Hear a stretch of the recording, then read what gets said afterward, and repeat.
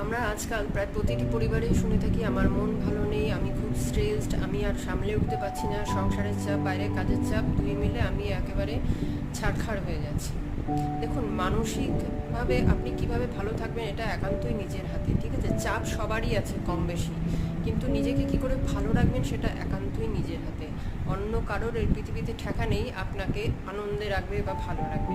আপনার নিজেকে ভালো রাখার দায়িত্ব আপনার নিজের। তার জন্য আপনি ভোরবেলা ঘুম থেকে উঠে একটু ছাদে পায়চারি করলেন, বা বাগান যদি থাকে বাগানে একটু সময় কাটাতে পারেন, একটু এক্সারসাইজ, একটু প্রাণায়াম, একটু গান বাজনা, নাটক, আঁকা আবৃত্তি এগুলোর সাথে যুক্ত থাকতে পারেন।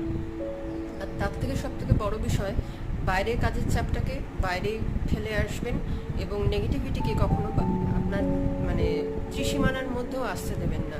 ওই একটা জিনিস যেটা মানুষকে ভেতর থেকে ছিঁড়ে ফেলে। যারা নেগেটিভ তাদের থেকেও দূরে থাকুন, দেখবেন আগের থেকে